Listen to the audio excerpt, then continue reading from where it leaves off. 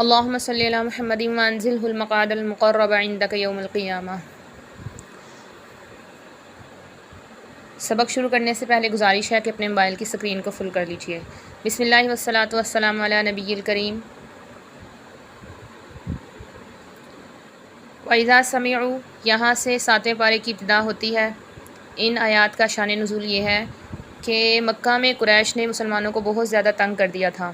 ان کے مظالم سے تنگ آ کر آپ صلی اللہ علیہ وسلم نے مسلمانوں کو مشورہ دیا کہ حبشہ کی طرف ہجرت کر جائیں، اور فرمایا کہ میں نے سنا ہے کہ وہاں کا بادشاہ نہ خود ظلم کرتا ہے اور نہ کسی کو ظلم کرنے دیتا ہے۔ چنانچہ یہ صحابہ جو ہیں حبشہ کی جانب ہجرت کر گئے۔ جب کفار کو معلوم ہوا کہ مسلمان وہاں پر آرام سے اپنے دین کی پیروی کر رہے ہیں تو ان سے رہا نہ گیا، اور ایک وفد کو بہت سے تحائف دے کر شاہ حبشہ کی خدمت میں بھیجا تاکہ ان لوگوں کی برائی کر کے وہاں سے ان کو نکالنے کا یا واپس لا کر ان پر مظالم ڈھانے کا موقع مل سکے۔ یہ لوگ گئے، شاہ حبشہ نے حالات کی تحقیق کی۔ حضرت جعفر بن ابی طالب رضی اللہ عنہ، حضرت علی رضی اللہ عنہ کے بڑے بھائی، انہوں نے جا کے ساری تعلیمات جو اسلام کی تھی حبشہ کے بادشاہ کے سامنے پیش کی۔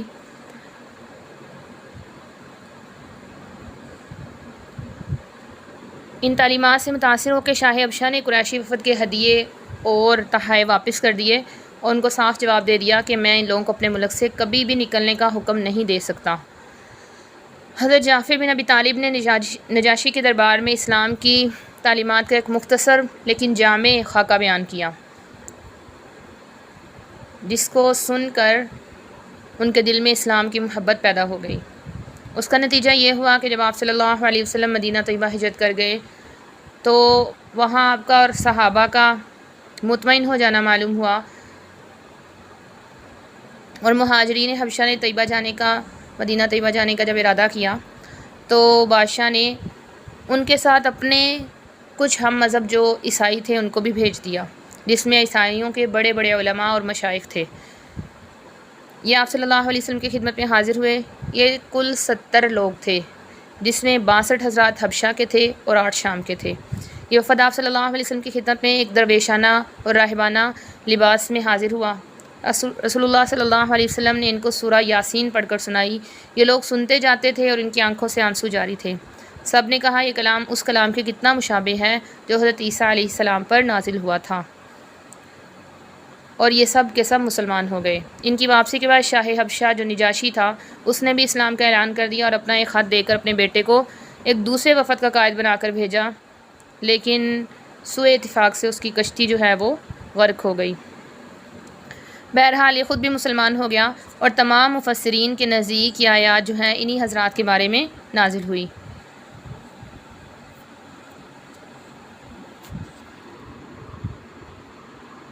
انہوں نے کہا کہ ہم اس پر ضرور ایمان لائیں گے تاکہ اللہ تعالیٰ ہمیں نیک لوگوں کے ساتھ جمع کر دے۔ اگرچہ یہود میں سے بھی کچھ لوگ ایسے تھے جو کہ حضرت موسیٰ علیہ السلام کی شریعت پر عمل کرتے تھے اور اس کے بعد آپ صلی اللہ علیہ وسلم کے دین میں داخل ہو گئے، لیکن ان کی تعداد اتنی کم ہے کہ امتوں اور قوموں کے ذکر کے وقت ان کا ذکر نہیں کیا جا سکتا۔ فَأَثَابَهُمُ اللَّهُ بِمَا قَالُوا، تو اللہ تعالیٰ نے ان کے اس کہنے کی وجہ سے ان کو جنت میں داخل فرمایا۔ وَالَّذِينَ كَفَرُوا وَكَذَّبُوا بِآيَاتِنَا، اللہ تعالیٰ نے فرما دیا کہ جو لوگ کفر کریں گے اور ہماری نشانیوں کو، ہماری آیات کو جھٹلائیں گے وہ جہنم میں داخل ہوں گے۔ یہاں سے یا ایھا الذین آمنوا لا تحرموا طیبات ما احل اللہ لکم، کہ اے ایمان والو، یہاں تک اہل کتاب کا ذکر تھا، اب پھر واپس اہل ایمان کو خطاب ہے۔ اگرچہ ترک دنیا اور شہوات اور لذات کا چھوڑ دینا ایک درجہ میں محبوب ہے، لیکن اس میں بھی حدود الہیہ کا لحاظ رکھنا ضروری ہے۔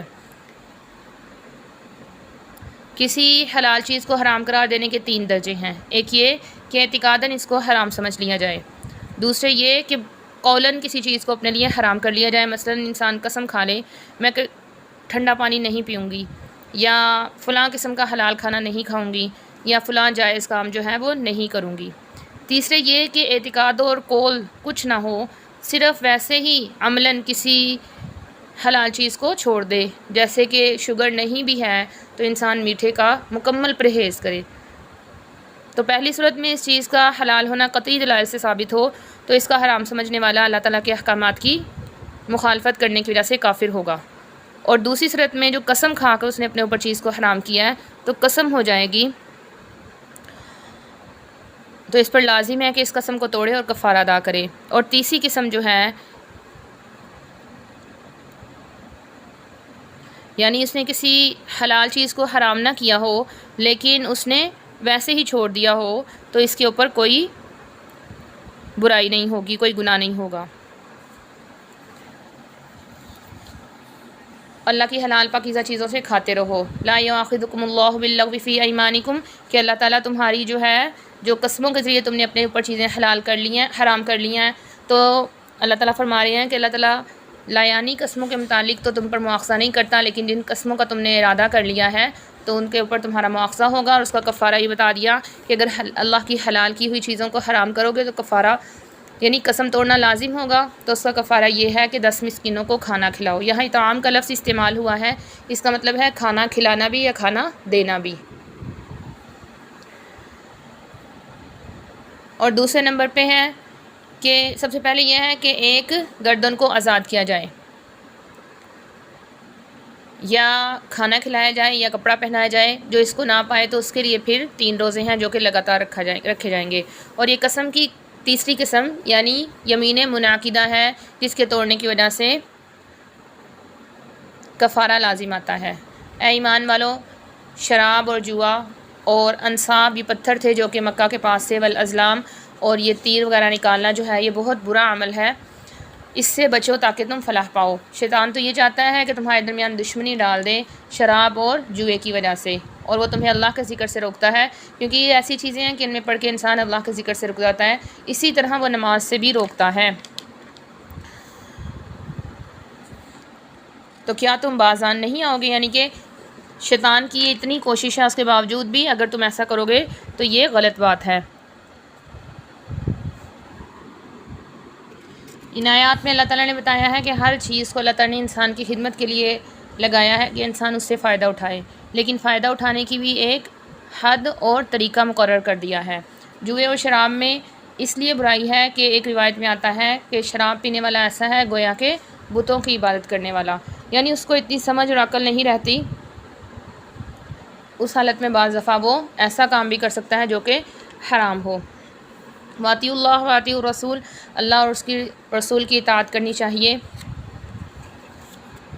اگر تم پھر جاؤ گے تو صرف رسول کے ذمہ پہنچانا ہے، یعنی تبلیغ کرنا ہے، اور رسول اپنی اس ذمہ داری کو اچھے سے ادا کر رہا ہے۔ لیس علی الذین آمنوا وعملوا الصالحات جناح فیما طعموا اذا۔ اب یہاں پر یہ سوال پیدا ہو گیا تھا کہ چونکہ شراب اور جوا یہ چیزیں حرام ہو چکی تھی، لیکن وہ مسلمان جو ان کی حرمت سے پہلے فوت ہو چکے تھے اور وہ شراب بھی پی لیتے تھے، اسی طرح جوئے بھی کھیل لیتے تھے، تو ان کے بارے میں کیا حکم تھا؟ تو فرمایا کہ اللہ تعالیٰ ان کے بارے میں کوئی گناہ ان کو نہیں دیں گے، کیونکہ تب تک تو وہ مکلف ہی نہیں ہوئے تھے، جب مکلف ہوتے تو اس کے بعد ہی ان کو گناہ ملنا تھا۔ اے ایمان والو، لَيَبْلُوَنَّكُمُ اللَّهُ بِشَيْءٍ مِّنَ الصَّيْدِ تَنَالُهُ أَيْدِيكُمْ وَرِمَاحُكُمْ۔ یہاں پر حالت احرام میں شکار کرنے کی ممانعت کا بتایا ہے کہ وہ شکار جو ہے وہ تمہارے آس پاس بھی پھرتا رہے گا، لیکن تمہیں اللہ نے اس وقت شکار کرنا منع کر دیا ہوگا، لہٰذا اس کے ذریعے اللہ تعالیٰ تمہیں آزمائیں گے۔ جو سرکشی کرے گا تو اس کے لیے دردناک عذاب ہے۔ اے ایمان والو، نہ تم قتل کرو شکار کو اس حال میں کہ تم احرام میں ہو۔ احرام جو ہے، مسجد حرام جو ہے، اللہ تعالیٰ نے اس کو امن والی جگہ بنایا ہے، اسی طرح احرام کی حالت میں شکار کرنے کی ممانعت کی ہے۔ وَمَنْ قَتَلَهُ مِنْكُمْ مُتَعَمِّدًا، یہاں پر احرام کی حالت میں شکار کرنے کی جزا اور کفارے کے بارے میں تذکرہ ہے اور اس کی مکمل تفصیل ہے۔ أُحِلَّ لَكُمْ صَيْدُ الْبَحْرِ وَطَعَامُهُ، کہ تمہارے لیے سمندری شکار اس کا کھانا جائز قرار دے دیا ہے۔ اس آیت میں اللہ تعالیٰ نے 4 چیزوں کو لوگوں کے قیام اور بقا اور امن و اطمینان کا سبب بتلایا ہے۔ سب سے پہلے ہے کعبہ. کعبہ ایسے گھر کو کہا جاتا تھا جو کہ چکور بنا ہوتا تھا. ایک اور گھر بھی تھا جس کو کعبہ یمانیہ کہا جاتا تھا، اس لیے یہاں پر کعبہ کے ساتھ البیت الحرام لگا دیا گیا ہے. قیام للناس، لوگوں کے قیام اور بقا کے لیے. والشہر الحرام، اور مہینوں کی حرمت، حرمت والے مہینے. اس سے مراد حج کے مہینے ہیں اور لوگوں نے اس میں رجب کو بھی شامل کر لیا تھا. اور کعبۃ اللہ میں اتنا زیادہ احترام کیا جاتا تھا کہ اگر باپ کا قاتل بیٹے کے سامنے آ جاتا جس کے وہ خون کا پیاسا ہوتا تو نگاہیں جھکا کے گزر جاتا تھا. حالانکہ عرب کی قبائلی دشمنی اور تعصب کا پوری دنیا میں ڈنکا بجا ہوا تھا اور پوری دنیا میں ان کے تعصب کی مثال دی جاتی تھی. والہدیہ، اور اسی طرح قربانی کے لیے جو جانور لے جائے جاتے حج کے موقع پر. والقلائد، اور وہ ہار جو کہ حاجی پہنتے تھے جس سے معلوم ہوتا تھا کہ یہ حج کے لیے جا رہے ہیں. یہ اس لیے تاکہ تم جان لو کہ اللہ تعالیٰ جو زمین اور آسمان میں ہے سب کو جاننے والا ہے، اور تم جان لو کہ اللہ تعالیٰ سخت سزا دینے والے ہیں اور اللہ تعالیٰ بخشنے والے ہیں. رسول کے ذمہ صرف اور صرف پہچانا ہے، پہنچانا ہے، یعنی تبلیغ کرنا ہے. وہ جانتا ہے، اللہ تعالیٰ جانتا ہے جو تم ظاہر کرتے ہو اور جو تم چھپاتے ہو. قل لا یستوی الخبیث والطیب، فرمایا کہ ناپاک اور پاک چیز یہ برابر نہیں ہو سکتی. اگرچہ دیکھنے والے کو بعض اوقات خراب اور خبیث چیزوں کی کثرت مرعوب کر دیتی ہے، لیکن اس کے نقصان کی وجہ سے جو فساد آتا ہے اس سے بچنے کے لیے ضروری ہے کہ اس کو چھوڑ دیا جائے. فاتقوا اللہ یا اولی الالباب، اللہ سے ڈرتے رہو اے عقل والو. اس آیت کے شان نزول کے متعلق بعض روایات میں ہے کہ جب اسلام میں شراب کو حرام اور اس کی خرید و فروخت کو بھی ممنوع قرار دے دیا گیا تو ایک شخص نے جس کا کاروبار ہی یہی تھا، یعنی وہ شراب کو بیچا کرتا تھا، اس نے اس ذریعہ سے کچھ مال جمع کر رکھا تھا. تو اس نے کہا یا رسول اللہ، میرے پاس کچھ مال جو ہے وہ شراب کی تجارت سے جمع ہوا ہے، میں اس کو کسی نیک کام میں خرچ کرنا چاہتا ہوں. تو آپ صلی اللہ علیہ وسلم نے فرمایا اگر تم اس کو حج یا جہاد وغیرہ میں خرچ کرو گے تو اللہ کے نزدیک مچھر کے بر کے برابر بھی قیمت نہیں رکھے گا، کہ اللہ تعالیٰ جو ہے وہ ناپاک چیز کو پسند نہیں کرتے. اے ایمان والو، نہ تم سوال کرو کچھ ایسی چیزوں کے بارے میں اگر تمہارے لیے ظاہر کر دی جائیں تو تمہیں بری لگیں. آتا ہے کہ ایک صحابی آپ صلی اللہ علیہ وسلم کی خدمت میں حاضر ہوئے اور اس نے عرض کیا کہ یا رسول اللہ، کیا ہر سال حج فرض ہے؟ تو آپ صلی اللہ علیہ وسلم خاموش رہے اور ان سے چہرہ پھیر لیا. وہ دوبارہ انہوں نے پھر سوال کیا، تیسری مرتبہ پھر کیا، تو آپ صلی اللہ علیہ وسلم نے غصے کے ساتھ جو ہے تنبیہ فرمائی کہ اگر میں تمہارے جواب میں یہ کہہ دیتا کہ ہاں ہر سال حج فرض ہے تو ایسا ہی ہو جاتا اور پھر تم اس کو کر نہ سکتے. تو لہٰذا جیسے تمہیں حکم دیا جاتا ہے اس کو ویسے ہی مان لو. سوال کرنے کی وجہ سے مشقت کے احکامات نازل ہو سکتے ہیں اور تم ایسے وقت میں سوال کر رہے ہو جب کہ وحی نازل ہو رہی ہے، لہٰذا ایسا نہ کیا کرو. قد سألها قوم من قبلکم، کہ تم سے پہلے بھی بنی اسرائیل نے سوالات کیے تھے لیکن بعد میں وہ خود ہی کافر ہو گئے. ما جعل اللہ من بحیرۃ ولا سائبۃ ولا وصیرۃ ولا حام ولکن الذین، یہ ان جانوروں کے نام ہیں جن کو کافروں نے خود ہی حرام کر لیا تھا کہ یہ اللہ کا نام لے کر جھوٹ گڑتے ہیں جبکہ اللہ تعالیٰ نے ان کو بالکل بھی حرام کر دیا تھا. ان کے اکثر بیوقوف ہیں. جب ان سے کہا جاتا ہے تعالوا الی ما انزل اللہ علی الرسول، کہ تم آؤ کہ رسول اور اللہ کی اطاعت کر لو، تو کہتے کہ ہم میں تو وہی چیز، یعنی ان کے پاس اور کوئی عقلی دلیل نہیں تھی، صرف یہی دلیل تھی کہ ہم اسی مذہب کو مانیں گے جس پر ہمارے آباء و اجداد ہے. ان آیات میں ایک واقعہ کے متعلق ذکر ہے، یعنی ان کا شان نزول یہ ہے کہ ایک شخص بدیل نامی تھا جو کہ مسلمان تھا. وہ دو شخص تمیم اور عادی کے ساتھ جو اس وقت عیسائی تھے، ان کے ساتھ وہ تجارت کے لیے ملک شام کی طرف گیا. شام پہنچ کر بدیل بیمار ہو گیا. اس نے اپنے سارے مال کی ایک فہرست لکھ کر اپنے سامان میں رکھ دی اور ان دونوں کو اس بات کی خبر نہیں تھی. جب زیادہ بیمار ہوا تو اس نے دونوں اپنے عیسائی دوستوں سے کہا کہ میرے سارے مال کو میرے ورثاء کو پہنچا دینا. انہوں نے سارا مال ورثاء کو لا کر دے دیا، لیکن ایک چاندی کا پیالہ جس پر سونے کا پانی اور نقش و نگار تھا وہ انہوں نے اس میں سے نکال لیا. ان کو یہ خبر نہیں تھی کہ بدیل نے سارا لکھ کر اس میں رکھا ہوا ہے. تو جب انہیں وہ نہ ملا تو انہوں نے ان دونوں ساتھیوں سے پوچھا کہ وہ اس میں لکھا ہوا ہے کہ چاندی کا پیالہ بھی تھا تو وہ کدھر ہے؟ کوئی خرچ وغیرہ ہو گیا، یعنی آپ لوگوں نے بیچ کے کیا اس کے علاج معالجے میں لگا دیا؟ تو انہوں نے کہا کہ نہیں، ایسا کچھ بھی نہیں ہوا. اب وارثوں کے پاس تو کوئی گواہ نہیں تھے، لہٰذا انہوں نے ان دونوں سے قسم لے لی اب قسم لینے کے بعد انہوں نے کہا کہ ہم نے کوئی خیانت نہیں کی، کوئی مال وغیرہ نہیں لیا۔ اس کے بعد پتہ چلا کہ وہ پیالہ انہی کے پاس تھا اور انہوں نے ایک سنار کو بیچ دیا ہے۔ جب ان سے پوچھا گیا تو انہوں نے کہا کہ ہم نے اس سے خرید لیا تھا، لیکن ہمارے پاس گواہ نہیں تھے، اس لیے آپ نے ہمارا یقین نہیں کرنا تھا، اس لیے ہم نے آپ کو بتایا نہیں۔ تو یہاں پر یہ کہا جا رہا ہے کہ اگر کوئی فوت ہو سفر میں تو بہتر یہ ہے کہ 2 انصاف والے شخصوں کو اس پہ گواہ بنا لے، کوئی وصیت لکھے تو اس پر گواہ بنا لیں۔ اس کے بعد جو ہے ان سے قسم لی گئی اس کے وارثوں میں سے کہ کیا یہ پیالہ میت کی ملکیت تھا، تو انہوں نے قسم اٹھا لی، کہا کہ یہ پیالہ ہمارا ہے، اور یہ دونوں عیسائی جھوٹی قسم اٹھا رہے تھے۔ تو 1000 درہم میں انہوں نے وہ پیالہ فروخت کیا تھا، تو اتنی قیمت ان کو وہ جو اس کے ورثاء تھے ان کو دلائی گئی۔ تو یہاں پر یہی بیان ہے کہ جب ان کو خبر ہو جائے کہ انہوں نے جھوٹی قسم اٹھائی ہے تو دوسرے 2 لوگ کھڑے ہوں اور وہ قسم اٹھا کر اپنا حق لے سکتے ہیں۔ ذالک ادنیٰ ان یأتوا بالشہادۃ علی وجہہا، کہ یہ اس لیے ہے کہ گواہی ہماری سامنے آ جائے گی اور ہم نے جو جھوٹی قسمیں اٹھائی ہیں وہ ہمارے اوپر الٹی پڑ جائیں گی۔ اللہ سے ڈرتے رہو اور اس کی اطاعت کرتے رہو۔ اللہ تعالیٰ فاسق لوگوں کو ہدایت نہیں دیتا۔ جس دن اللہ تعالیٰ رسولوں کو جمع کرے گا اور ان سے فرمائے گا کہ تمہیں کیا جواب دیا گیا، تو انبیاء کہیں گے لا علم لنا، ہمیں کوئی علم نہیں، اور یہ حقیقت ہوگا کیونکہ اصل علم جو ہے وہ اللہ کو ہوگا۔ صرف اپنی زندگی تک ان کو علم تھا، لیکن اس کے بعد ان کو علم نہیں تھا۔ اس وقت اللہ تعالیٰ عیسیٰ بن مریم سے فرمائیں گے کہ میری نعمت کو یاد کرو جو میں نے تم پر کی اور تمہاری والدہ پر کی۔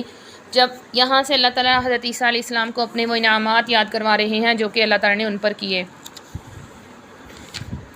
ان کے معجزات کا بیان ہے کہ کیسے مردوں کو زندہ کرتے تھے اور نابینا کو بینا کر دیتے تھے، اسی طرح کوڑی کو صحت عطا فرما دیتے تھے، اور فرمایا کہ بنی اسرائیل سے میں نے تمہاری حفاظت کی جب تم ان کے پاس واضح نشانیاں لے کر گئے تو ان میں سے لوگوں نے کہا تھا کہ یہ تو جادوگر ہے۔ اور جب یہاں پہ بھی فرما دیا کہ جب حواریوں کو میں نے وحی کی، یعنی کہ اللہ تعالیٰ نے ان کے دل میں ڈالا کہ میرے رسول پر ایمان لے آؤ اور مسلمان بن جاؤ، تو حواریوں نے کہا اے عیسیٰ بن مریم، کیا تمہارا رب طاقت رکھتا ہے یہ کہ ینزل علیکم، اتارے ہم پر مائدہ؟ یہاں پر یہی مائدہ ہے جس کی وجہ سے اس سورت کا نام سورۃ المائدہ ہے۔ تو عیسیٰ علیہ السلام نے فرمایا کہ اللہ سے ڈرتے رہو اگر تم مومن ہو، یعنی مومنوں کے لائق نہیں کہ وہ ایسے سوالات کریں۔ تو انہوں نے کہا کہ ہم اس لیے چاہتے ہیں کہ ہمارا دل مطمئن ہو جائے اور ہم اس میں سے کھائیں۔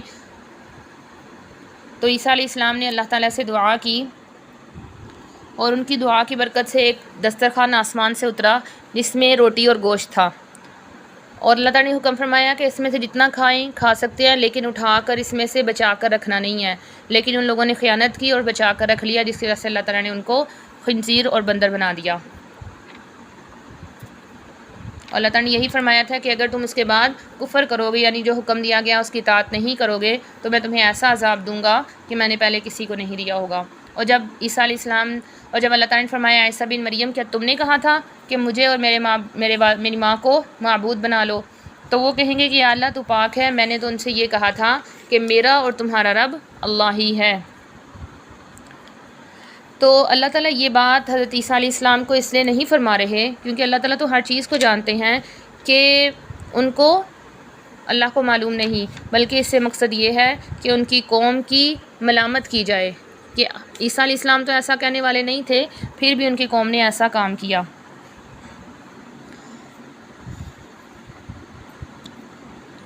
ما قلت لهم الا ما امرتنی، میں نے ان سے وہی کہا جس کا آپ نے مجھے حکم دیا، یعنی اللہ کی بات کرو جو میرا اور تمہارا رب ہے، اور میں اس پر گواہ رہا جب تک کہ میں ان میں موجود تھا، لیکن جب میں فوت ہو گیا تو پھر آپ ہی ان کے نگہبان تھے۔ اگر آپ ان کو عذاب دیں، آتا ہے کہ جب وہ یہ کہیں گے تو اللہ تعالیٰ عیسائیوں کو ہنکا کر دوزخ میں پھینکنے کے لیے لے جائیں گے، تو اس وقت حضرت عیسیٰ علیہ السلام فرمائیں گے کہ اللہ ہی تیرے بندے ہیں، اگر آپ ان کو عذاب دیں گے تو یہ بالکل حق ہے۔ اللہ کی قدرت سے اور اللہ کے قبضہ سے کوئی چیز بھی باہر نہیں۔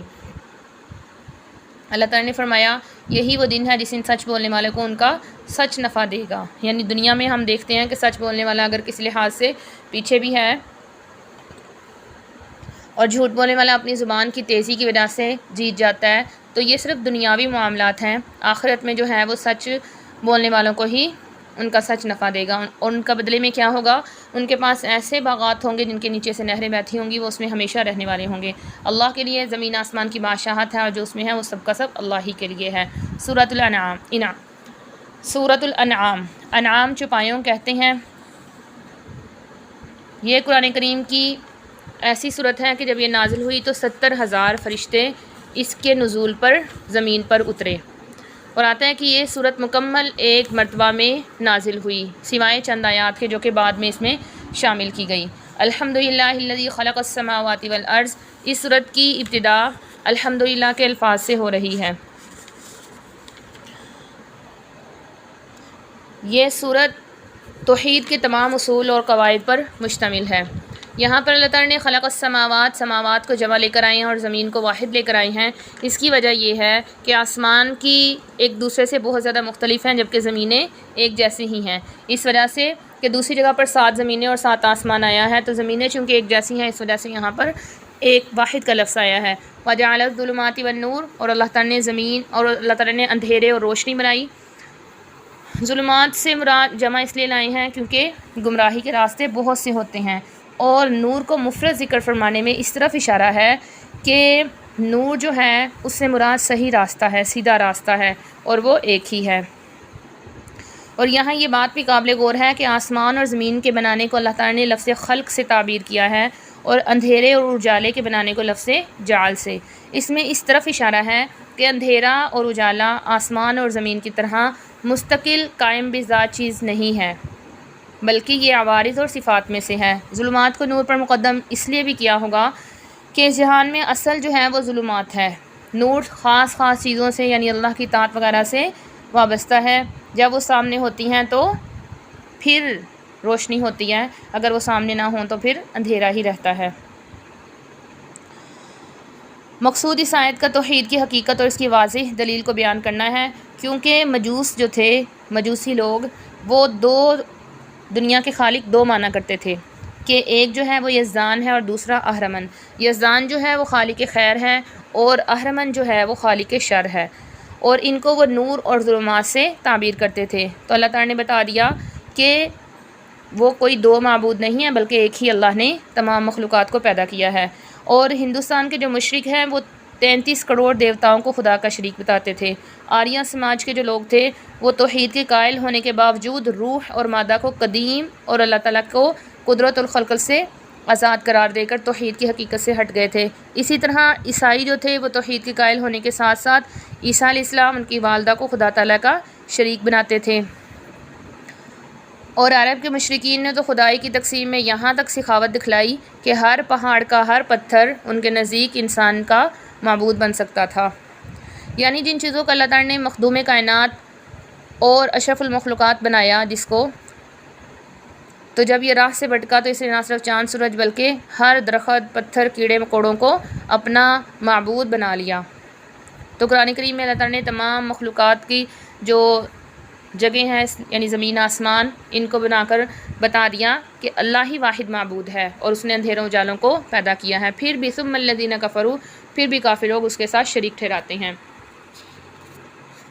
آگے اللہ تعالیٰ نے فرما دیا کہ اللہ ہی وہ ذات ہے جس نے تمہیں مٹی سے پیدا کیا۔ آدم علیہ السلام کو مٹی سے کے خمیر سے پیدا فرما کر ان میں جان ڈال دی تھی، لیکن عام انسانوں کی غذا جو ہے وہ مٹی سے نکلتی ہے، اور غذا سے نطفہ، اور نطفے سے انسان کی تخلیق عمل میں لاتی ہے۔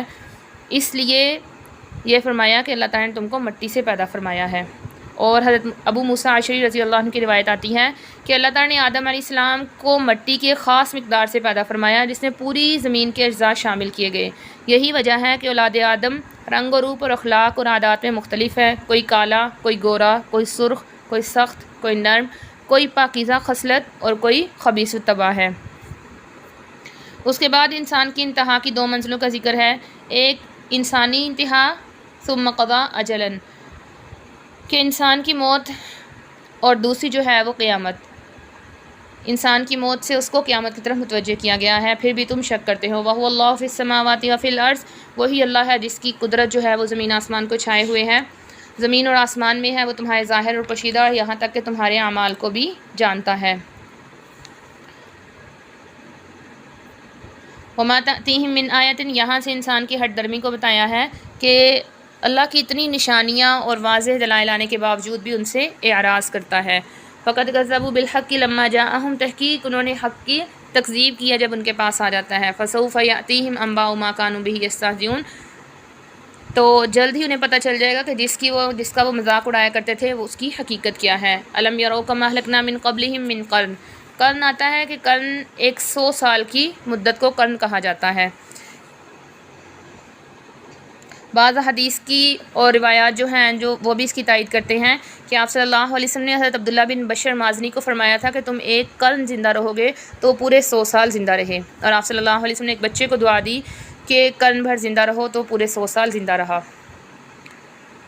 تو یہ فرمایا کہ اللہ تعالیٰ نے بہت سے ایسے لوگ دنیا میں پیدا کیے تھے کہ جن کے پاس تمہارے سے زیادہ اختیارات تھے، اور اللہ تعالیٰ نے ان کو دنیا کی برکتیں تم سے زیادہ دی تھی، لیکن جب انہوں نے نافرمانیاں کی تو ان کو بھی اللہ تعالیٰ نے ہلاک کر دیا ان کے گناہوں کی وجہ سے۔ وَلَوْ نَزَّلْنَا عَلَيْكَ كِتَابًا فِي قِرْطَاسٍ، اور یہ جو یہودی کہا کرتے تھے کہ ہمارے پاس کوئی ایسی کتاب آئے جس میں ہمارا نام لکھا ہو اور پھر ہمیں مخاطب کر کے کہا جائے فلاں شخص نبی صلی اللہ علیہ وسلم پر ایمان لا، تو آتا ہے کہ اگر آپ کے پاس ایسی بھی کوئی کتاب ہوتی فَلَمَسُوهُ، بس اس کو چھو بھی لیتے اپنے ہاتھ سے، پھر بھی کافر لوگ کہتے کہ یہ تو جادو ہی ہو گیا ہے، یہ تو جادو سے ایسا ہوا ہے۔ جیسا کہ آپ صلی اللہ علیہ وسلم نے جب شق قمر کا معجزہ دکھایا تو انہوں نے کہا کہ یہ جادو ہے۔ وَقَالُوا لَوْلَا أُنزِلَ عَلَيْهِ مَلَكٌ، لوگ اعتراض کرتے تھے کہ آپ صلی اللہ علیہ وسلم کے پاس کوئی فرشتہ کیوں نہیں آتا احکامات کو لے کر، یعنی ہم اس کو دیکھیں جو آپ کے ساتھ آگے پیچھے آپ کا خادم بن کے چلے۔ تو اللہ تعالیٰ فرما رہے ہیں کہ اگر ہم فرشتے کو اتار دیتے تو معاملہ پورا ہو جاتا، یعنی ان کا معاملے کا فیصلہ۔ اس کا مطلب یہ ہے کہ اگر اللہ تعالیٰ فرشتے کو سامنے کر دیں، اگر وہ اپنی پوری ہیبت کے ساتھ اپنی شکل میں آ جائے تو انسان اس کو برداشت نہیں کر سکتا، اور اگر انسانی شکل میں آئے تو انسانی شکل میں تو آپ صلی اللہ علیہ وسلم کے پاس بہت مرتبہ فرشتے آئے ہیں، اور ان پہ پھر ان کا یہی اعتراض ہوتا تھا کہ یہ انسانی شکل میں آیا ہے، کہ ہم اگر اس کو انسانی شکل میں بنایا والا لبسنا علیہم ما یلبسون، کہ وہ پھر شک میں پڑے رہیں گے۔ وَلَقَدِ اسْتُهْزِئَ رُسُلٌ مِّن قَبْلِكَ، انہوں نے آپ سے پہلے بھی بہت سے رسولوں سے مذاق بنایا ہے، ان کا مذاق اڑایا ہے۔ فَحَاقَ بِالَّذِينَ خَسِرُوا، تو اللہ تعالیٰ فرما رہے ہیں کہ جنہوں نے مذاق کیا ان کو عذاب نے گھیر لیا، کیونکہ وہ مذاق اڑاتے تھے اور یہ سری بہت بڑا گناہ تھا۔ آگے اللہ تعالیٰ فرما رہے ہیں کہ زمین میں چلو پھرو اور دیکھو کہ جھٹلانے والوں کا انجام کیا ہوا۔ قُلْ مَا فِي السَّمَاوَاتِ لمن ما فی السماوات والارض، کس کے لیے ہے؟ اللہ تعالیٰ کے لیے ہی ہے زمین آسمان میں جو ہے۔ تو فرمایا پہلے سوال کا بتایا کہ پوچھے ان سے زمین آسمان کا مالک کون ہے، اور پھر خود ہی جواب دے دیا کہ اللہ ہی ہے، اور اللہ تعالیٰ نے اپنے اوپر رحمت کو لازم کر لیا ہے۔ اللہ تعالیٰ نے اس لیے تمہیں ڈھیل دی ہوئی ہے، قیامت کے دن تمہارا فیصلہ فرمائے گا۔ وَلَهُ مَا سَكَنَ فِي اللَّيْلِ وَالنَّهَارِ، اور زمین میں جو کچھ بھی ٹھہرا ہوا ہے وہ سب اللہ کے لیے ہے۔ سکون سے حرکت جو ہے وہ خود ہی ذہن میں آ جاتی ہے، اس لیے صرف سکون کا ذکر کیا ہے اور حرکت کا ذکر نہیں کیا۔ قُلْ أَغَيْرَ اللَّهِ، کہ اللہ کے علاوہ کو میں اپنا دوست بنا لوں جس نے زمین آسمان کو پیدا کیا ہے اور وہ ہمیں کھلا رہا ہے اور اس کو نہیں کھلایا جاتا، یعنی اللہ تعالیٰ کی طاقت اور ذات قدرت ایسی ہے کہ حضرت آدم علیہ السلام سے لے کر آج تک جتنے بھی لوگ ہیں وہ زمین سے اللہ تعالیٰ ان کو کھانا کھلا رہے ہیں، اللہ تعالیٰ نے ان کے لیے انتظام فرمایا ہوا ہے، جبکہ اللہ تعالیٰ خود کھانے سے پاک ہے۔ مجھے تو صرف یہ حکم دیا گیا ہے کہ میں فرمانبرداری کرنے والا بنوں اور مشرک نہ بنوں۔ قُلْ إِنْ عَصَيْتُ رَبِّي، اگر میں اپنے رب کی نافرمانی کروں گا تو مجھے بھی اس بات سے خوف ہے کہ مجھے عذاب پہنچے۔ یہاں پر اللہ تعالیٰ نے خاص انداز میں بیان فرمایا ہے کہ رسول اللہ صلی اللہ علیہ وسلم کو اس بات کا حکم دیا کہ آپ لوگوں سے کہہ دیجئے اگر بالفرض میں بھی اپنے رب کے حکم کی مخالفت کروں تو مجھے بھی قیامت کے دن عذاب کا خوف ہے، جبکہ آپ صلی اللہ علیہ وسلم سے ایسا ممکن نہیں تھا، لیکن امت کو یہ بتلانا ہے کہ اگر اللہ کے حکم کی خلاف ورزی اگر نبی الانبیاء کو معاف نہیں کیا جا سکتا تو کسی اور کی کیا مجال ہے۔ مَن یصرف عنہ یومئذ، جس قیامت کے دن جس سے عذاب کو ہٹا لیا گیا تو وہی کامیاب ہے۔ اگر اللہ تعالیٰ تمہیں کوئی تکلیف پہنچانا چاہے تو کوئی بھی اس کو ہٹا نہیں سکتا، اور اگر تمہیں کوئی بھلائی دینا چاہے تو کوئی اس کو روک نہیں سکتا، کہ اللہ تعالیٰ انسانوں پہ مکمل طور پر غلبہ حاصل کیے ہوئے ہیں، اور وہ اپنے بندوں کو جو فیصلہ کرتا ہے وہ حکمت کے مطابق اور اپنے خبر رکھنے کے مطابق فیصلے فرماتا ہے۔ قُلْ أَيُّ شَيْءٍ أَكْبَرُ شَهَادَةً، کہ اللہ کی گواہی سے بڑھ کر کون سی چیز ہو سکتی ہے؟ اللہ تعالیٰ ہمارے اور تمہارے درمیان گواہ ہے کہ جب کہ اللہ تعالیٰ نے تمام علامتیں اور تمام نشانیاں آپ صلی اللہ علیہ وسلم کی بتا دی ہیں، تو اس کے باوجود تم ایمان نہیں لاتے، اور اللہ تعالیٰ نے میرے اوپر قرآن اس لیے نازل کیا ہے تاکہ میں تم کو ڈراتا رہوں، اور فرما دیا کہ میں تم سے اگر تم شرک کرو گے تو میں تم سے بری ہوں، میں تو صرف ایک ہی اللہ کی اطاعت کرنے والا ہوں۔ الذین آتیناہم الکتاب یعرفونہ، اس سے مراد یہود ہیں کہ تورات اور انجیل میں حضور صلی اللہ علیہ وسلم کا پورا حلیہ مبارک، آپ کا وطن اصلی، پھر وطن ہجرت، آپ کی عادات، آپ کے اخلاق، آپ کے خصائل، آپ کے کارنامے، یہ سارے کے سارے ایسے تفصیل سے موجود تھے کہ کسی شک و شبہ کی گنجائش نہیں تھی کہ آپ ہی نبی آخری الزماں ہیں۔ حضرت عبداللہ بن سلام جو پہلے یہود میں داخل تھے پھر مسلمان ہو گئے، حضرت عمر رضی اللہ عنہ نے ان سے پوچھا کہ کیا رسول اللہ صلی اللہ علیہ وسلم کی خبر تھی تمہیں پہلے؟ تو انہوں نے کہا کہ ہاں، ہمیں ساری خبر تھی آپ صلی اللہ علیہ وسلم کے متعلق، ہم آپ صلی اللہ علیہ وسلم کو اللہ تعالیٰ کے بیان کردہ اوصاف سے جانتے تھے، ہم اپنی اولاد کے بارے میں تو شک کر سکتے تھے، لیکن آپ صلی اللہ علیہ وسلم کے متعلق ہمارا علم جو تھا وہ یقینی اور قطعی تھا۔ یہاں تک کہ آپ صلی اللہ علیہ وسلم کی ایسی صفات بھی تھی کہ عام طور پہ ان کا پتہ نہیں چلتا تھا، جیسا کہ حلم تھی آپ کی صفت۔ ایک یہودی نے ایسے ہی معاملہ کیا آپ صلی اللہ علیہ وسلم سے کہ وہ سختی سے ملا، لیکن آپ کے حلم کو دیکھ کر وہ جان گیا کہ آپ ہی نبی ہیں، اور اسی وقت مسلمان ہو گیا۔ وَمَنْ أَظْلَمُ مِمَّنِ افْتَرَىٰ عَلَى اللَّهِ، جو انسان ظلم کرے گا اور ظلم کرتے ہوئے اللہ تعالیٰ پر جھوٹ گھڑ لے تو وہ ظالم ہے، اور وہ ظالم کبھی بھی فلاح نہیں پاتے۔ جس دن ہم تم سب کو جمع کریں گے اور کہیں گے اپنے شرکاء کو بلا لاؤ جن کو تم کہا کرتے تھے، دعویٰ کیا کرتے تھے کہ یہ ہمارے معبود ہیں، تم ان سب کو لے آؤ، لیکن وہ ایسا کرنے سے عاجز ہوں گے۔ تو تمہاری وہاں پر یہی بات ہوگی، ان قالوا واللہ ربنا، یعنی قسم اٹھا کر، یا تو وہاں کی ہیبت ایسی ہوگی کہ انسان پریشانی میں، یہ لوگ پریشانی میں قسم اٹھا لیں گے، یا پھر یہ وجہ ہوگی کہ جیسے دنیا میں جھوٹی قسمیں کھاتے تھے ایسے ہی اللہ کے سامنے جھوٹی قسمیں اٹھائیں گے۔ انظر کیف کذبوا علی نفسہم، تو اللہ تعالیٰ فرما رہے ہیں کہ دیکھیں اپنے اوپر اپنے آپ کو کیسے جھوٹ میں ڈال رہے ہیں۔ وضل عنہم، اور وہ جو باتیں گھڑا کرتے تھے، بڑی بڑی باتیں کرتے تھے کہ ہمارا یہ معبود، ہمارا یہ، تو وہ ساری کی ساری ان سے غائب ہو جائیں گی۔ وَمِنْهُمْ مَنْ يَسْتَمِعُ إِلَيْكَ وَجَعَلْنَا عَلَىٰ قُلُوبِهِمْ أَكِنَّةً، یہاں پہ ان کافروں کا طرز عمل بتا دیا کہ وہ قرآن کریم کو سنتے تو ہیں غور سے، لیکن مقصد یہ ہوتا ہے کہ وہ ان باتوں، ان آیات کا مذاق اڑائیں اور یہ کہیں کہ ہم لوگ جو ہیں، ہمارے دل جو ہیں وہ بہت مضبوط ہیں اور غلاف میں ہیں، اور یہ جھگڑا کرنے کے لیے ان باتوں کو سنتے ہیں تاکہ یہ کہہ سکیں یہ تو پرانوں کی جھوٹی کہانیاں ہیں۔ وَهُمْ يَنْهَوْنَ عَنْهُ وَيَنْأَوْنَ عَنْهُ، کہ وہ اس سے روکتے ہیں اور خود بھی رکتے ہیں، یعنی قرآن کریم کے احکامات کو لوگوں کو بھی روکتے ہیں اور خود بھی رکتے ہیں، نہ خود عمل کرتے ہیں اور نہ ہی دوسروں کو کرنے دیتے ہیں۔ وَلَوْ تَرَىٰ إِذْ وُقِفُوا، اگر آپ ان کو دیکھیں جب وہ آگ پر کھڑے ہوں گے تو وہ یہ چاہیں گے کہ ہمیں دوبارہ لوٹا دیا جائے۔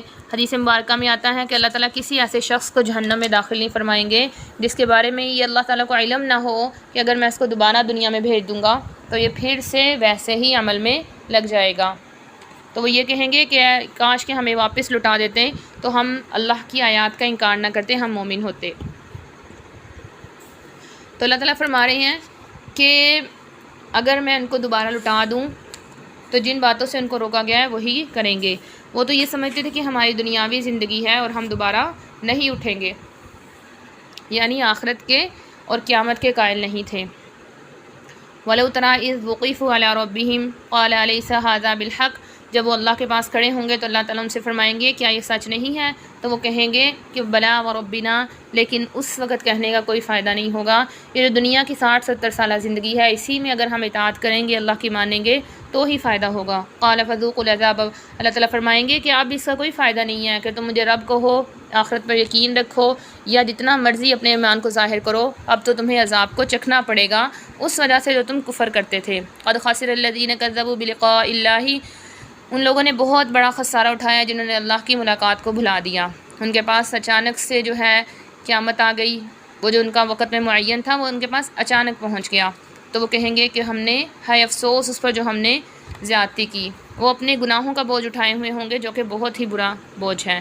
اللہ تعالیٰ فرما رہے ہیں کہ دنیاوی زندگی جو ہے وہ صرف دھوکہ ہے، آخرت کی زندگی بہترین ہے متقیوں کے لیے. کیوں نہیں یہ سمجھتے ہیں؟ دنیا کی زندگی میں اگر غور و فکر سے ہم دیکھیں تو دھوکہ اس کا واضح ہے. قَدْ نَعْلَمُ أَنَّهُ لَيَحْزُنكَ الَّذِينَ يَقُولُونَ. اللہ تعالیٰ فرما رہے ہیں کہ ہم جانتے ہیں کہ آپ کو کافروں کی باتیں جو ہیں وہ جو آپ کی تکذیب کرتے ہیں وہ تکلیف دیتی ہیں. وَلَٰكِنَّ الظَّالِمِينَ.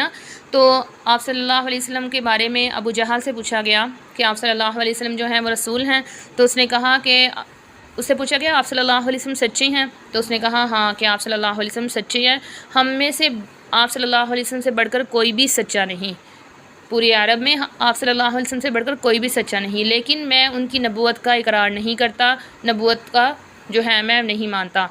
دوسری مرتبہ اس سے پوچھا گیا تو اس نے کہا کہ اگر ہم نبوت کو بھی ان میں مان لیں تو بنی قصی جو ہیں ان کے پاس ساری فضائل والی باتیں ہیں، یعنی حاجیوں کو پانی پلاتے ہیں اور باقی بھی جتنے نیک کام ہیں وہ سارے وہی کرتے ہیں. اگر نبوت بھی ان میں چلی گئی تو کیا باقی سارے قریش جو ہیں وہ خالی رہ جائیں گے؟ اس لیے یا تو ہمیں بھی ویسی نبوت ملے تب ہم مانیں گے، یا پھر ہم ان کی نبوت کا انکار کرتے ہیں اور ویسے وہ سچے ہیں. تو اللہ تعالیٰ فرما رہے ہیں کہ وہ آپ کی تکذیب نہیں کرتے، لیکن ظالم جو ہیں وہ اللہ تعالیٰ کی آیات کا انکار کرتے ہیں. اور صرف آپ کے ساتھ نہیں بلکہ رسول جو آپ سے پہلے آئے ان کو بھی جھٹلایا ہے لوگوں نے، لیکن انہوں نے صبر کیا اور وہ جو تکلیفیں پہنچی ان پر جمے رہے، یہاں تک کہ اللہ کی مدد آ گئی. اللہ کے کلمات کو کوئی بدلنے والا نہیں ہے.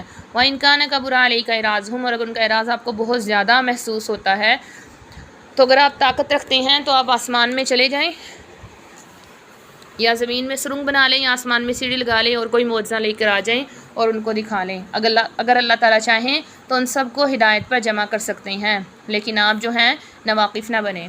انما یستجیب الذین. اللہ تعالیٰ تو ان لوگوں کی دعاؤں کو قبول کرتا ہے، اللہ تعالیٰ ان کے اعمال کو قبول فرماتا ہے جو کہ اللہ تعالیٰ کی اطاعت کرتے ہیں. اور جن کے دل مردہ ہو چکے ہوں تو اللہ تعالیٰ ہدایت نہیں دیتے. اور ویسے بھی جب یہ لوگ مر جائیں گے تو انہوں نے اللہ ہی کے پاس جانا ہے اور پھر اللہ تعالیٰ ان کے فیصلے فرمائیں گے. وہ کہا کرتے تھے لولا انزل علیہ آیۃ من ربہ، کہ یہ آپ صلی اللہ علیہ وسلم کوئی قربانی کریں جس کو آ کر آگ جلا دے یا کوئی اور واضح نشانی لائیں تو پھر ہم آپ کی اطاعت کریں گے. تو آپ فرما دیجئے کہ بے شک اللہ تعالیٰ اس بات پہ قادر ہے کہ وہ نشانیاں دے، لیکن اکثر لوگ نہیں جانتے. وما من دابۃ فی الارض ولا طائر یطیر. کہ یہ جو پرندے اور چوپائے ہیں ان کو دیکھ لو کہ کس قدر زیادہ ہیں، لیکن اللہ تعالیٰ ان کے بارے میں بھی ہر چیز کو جانتے ہیں. تو تم تو ان کے مقابلے میں بہت کم ہو، اللہ تعالیٰ تم سب کو جمع کریں گے. وہ لوگ جو ہماری آیات کو جھٹلاتے ہیں بہرے گونگے ہیں اور اندھیروں میں بھٹک رہے ہیں، اور اللہ تعالیٰ جس کے لیے چاہتا ہے سیدھے راستے کو قائم کر دیتا ہے. آپ ان سے کہیے کہ مجھے بتاؤ کہ اگر تمہارے پاس اللہ کا عذاب آ جائے یا تمہارا مقررہ وقت آ جائے تو کیا اللہ کے علاوہ کو تم پکارو گے اگر تم سچے ہو؟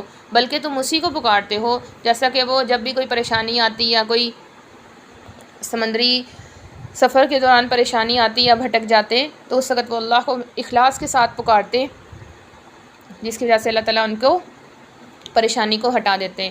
وَلَقَدْ أَرْسَلْنَا إِلَىٰ أُمَمٍ مِّن قَبْلِكَ.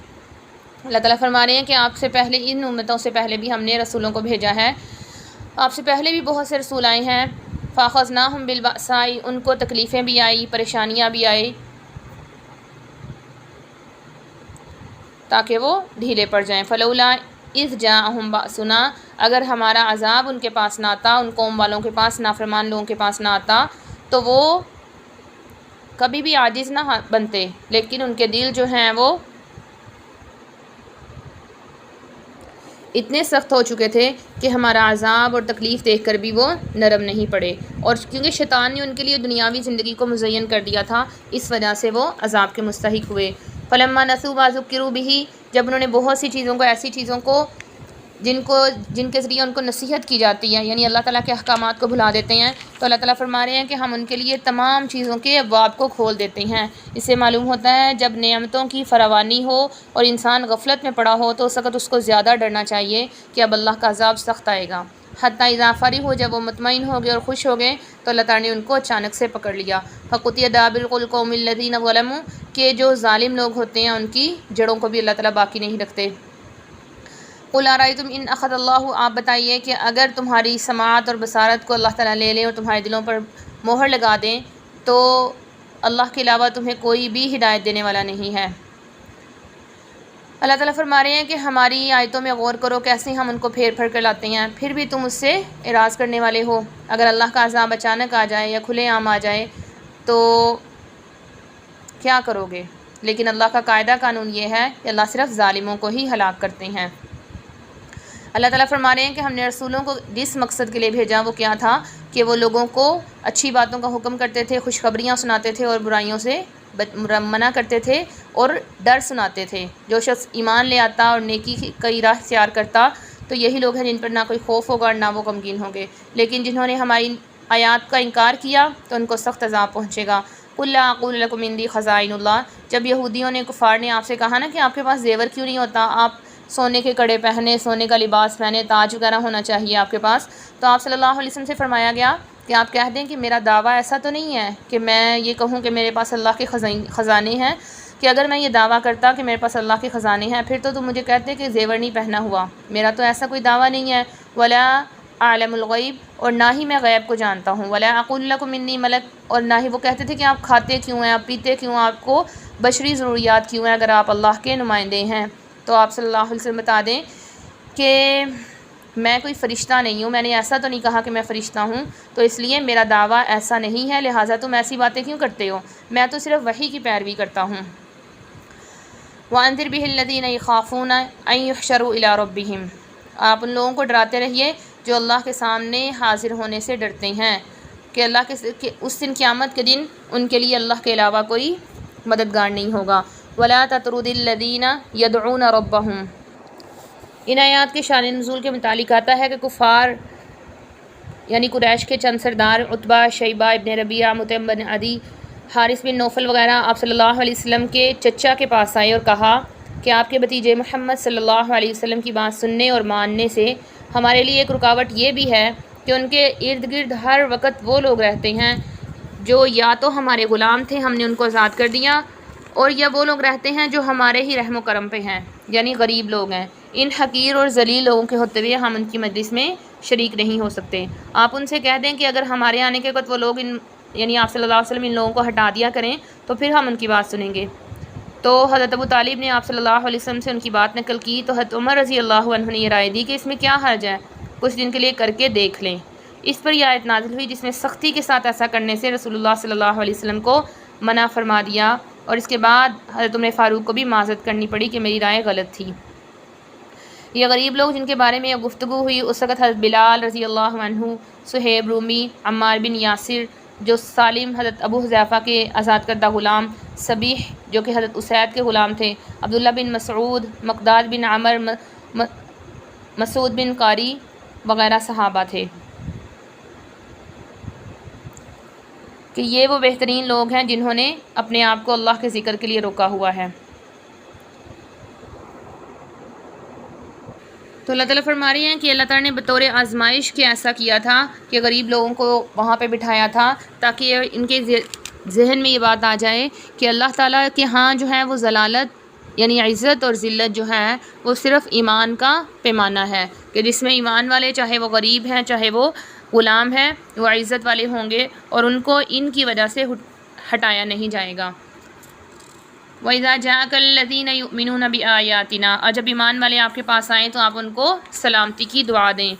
كَتَبَ رَبُّكُمْ عَلَىٰ نَفْسِهِ الرَّحْمَةَ، اللہ تعالیٰ نے تو اپنے اوپر رحمت کو لازم کیا ہوا ہے، جس کا تقاضا یہی ہے کہ جب ایمان لے آئیں تو آپ ان کی عزت کریں اور آپ ان پہ سلامتی کی دعا کریں۔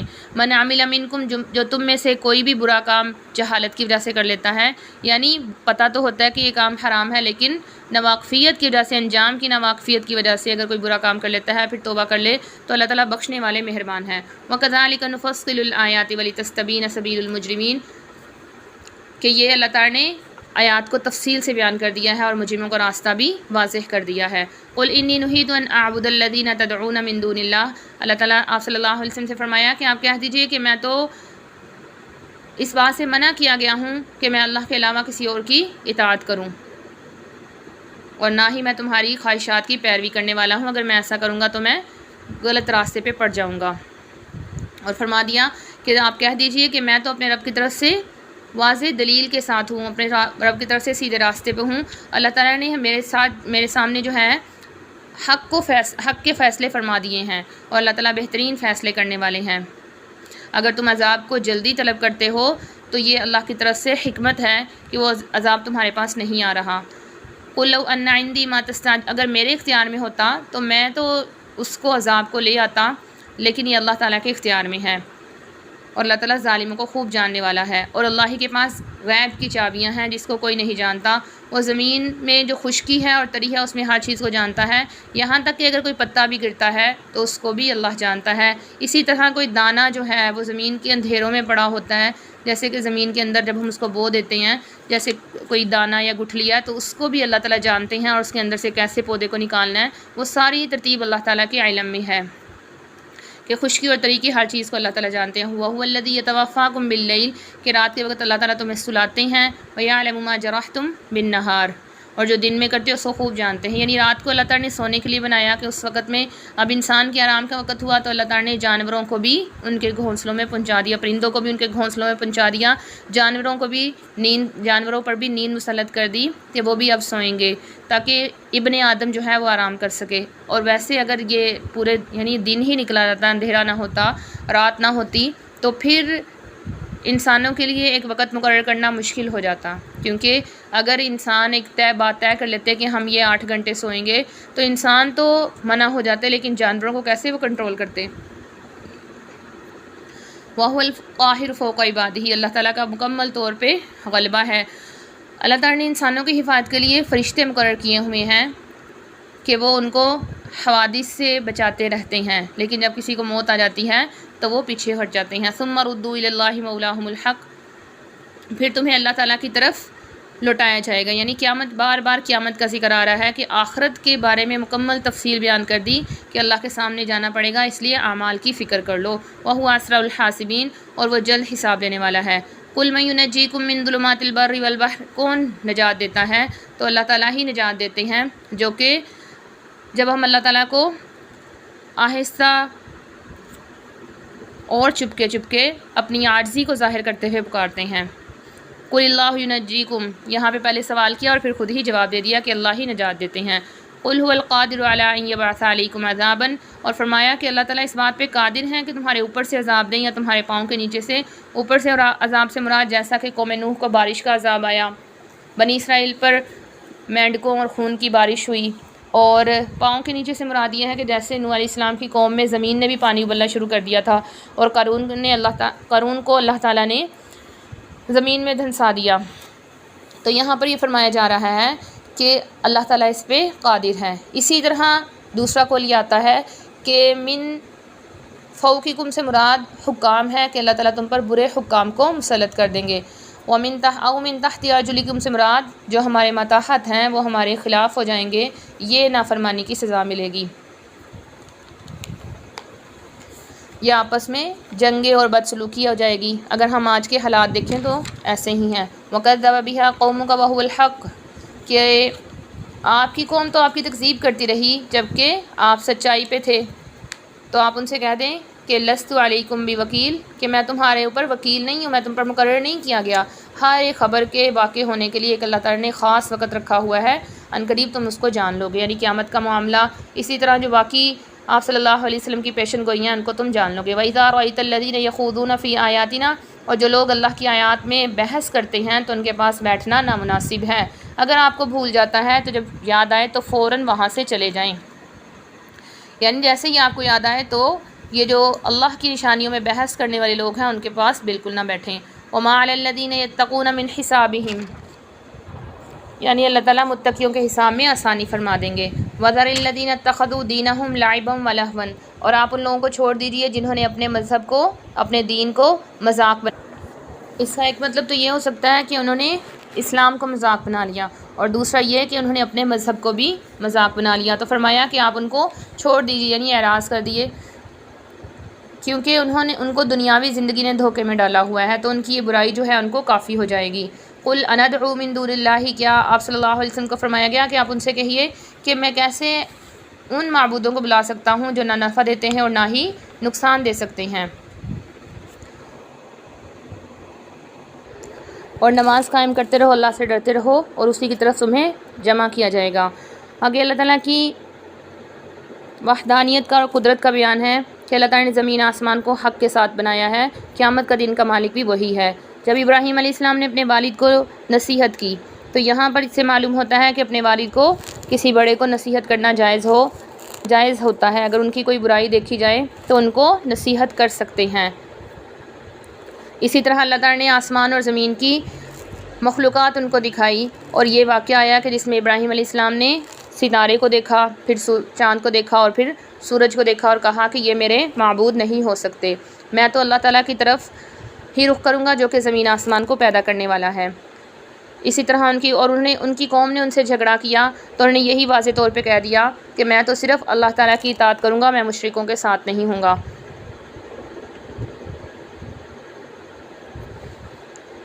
الذین آمنوا ولم یلبسوا ایمانہم، کہ وہ لوگ جو ایمان لائے اور انہیں اپنے ایمان کے ساتھ ظلم کو نہیں ملایا۔ تو صحابہ بہت پریشان ہو گئے کہ ہم میں سے تو ہر شخص نے کوئی نہ کوئی گناہ کیا ہوا ہے، گویا کہ اپنی جان پر ظلم کیا ہوا ہے۔ تو فرمایا کہ ان الشرک لظلم عظیم، کہ شرک بہت بڑا ظلم ہے، تو یہاں پر شرک مراد ہے۔ تلک حجتنا آتیناھا ابراہیم علی قومہ، اللہ تعالیٰ فرما رہے ہیں یہی وہ دلیل تھی جو ہم نے ابراہیم علیہ السلام کو دی، اور اس کے ذریعے ہم درجات کو بلند کرتے ہیں۔ آگے 17 انبیاء کا ذکر آیا ہے کہ جن کو اللہ تعالیٰ نے نبوت سے نوازا اور لوگوں کی ہدایت کے لیے بھیجا۔ یہ اللہ کی ہدایت ہے جس کے ساتھ اللہ تعالیٰ لوگوں کو ہدایت دیتے ہیں، اور اللہ تعالیٰ لوگوں کے اعمال کو ضائع نہیں کرتے۔ یہی لوگ ہیں جن کو اللہ تعالیٰ نے کتاب اور حکمت اور نبوت دی۔ اگر وہ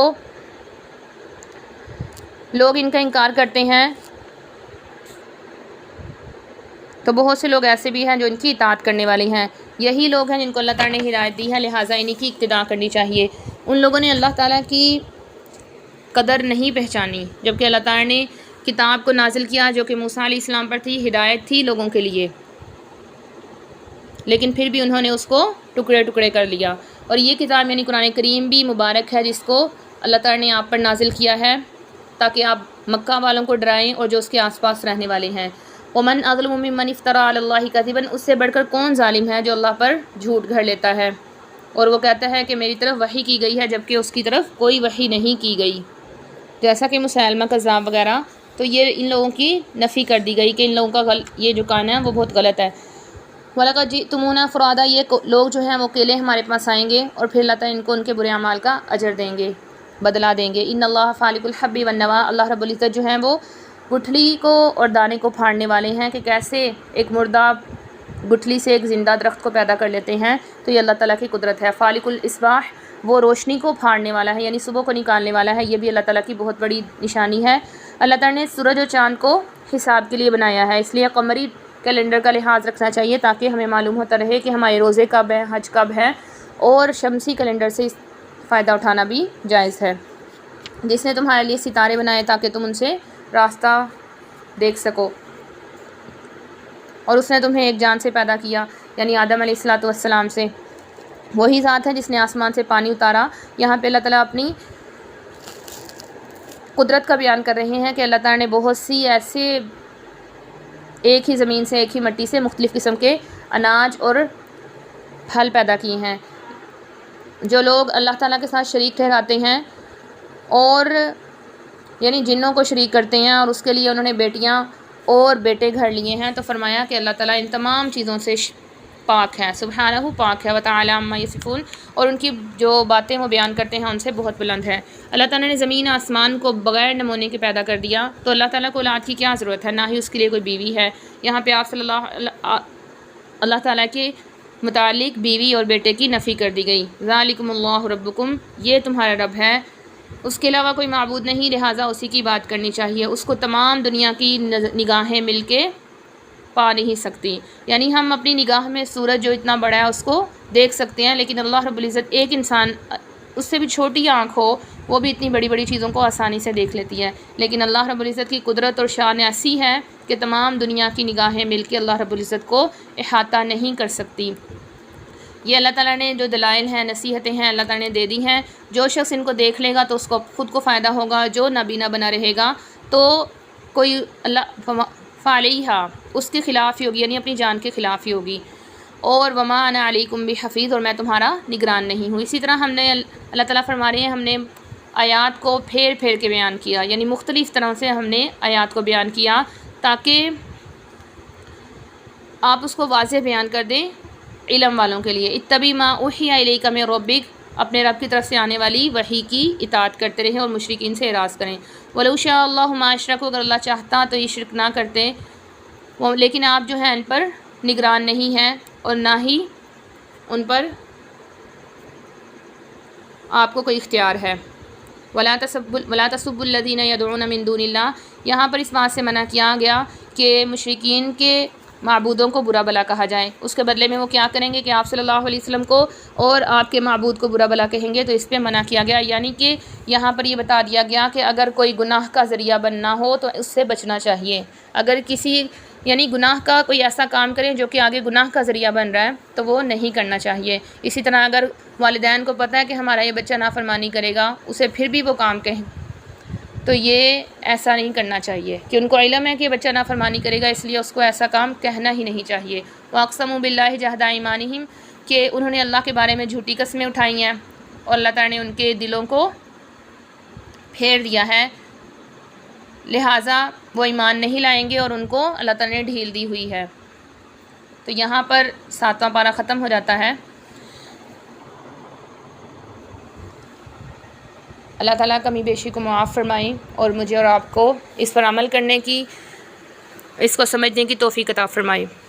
صدق اللہ العلی العظیم واللہ اعلم بالصواب۔ سبحان ربک رب العزۃ عما یصفون وسلام علی المرسلین والحمد للہ رب العالمین۔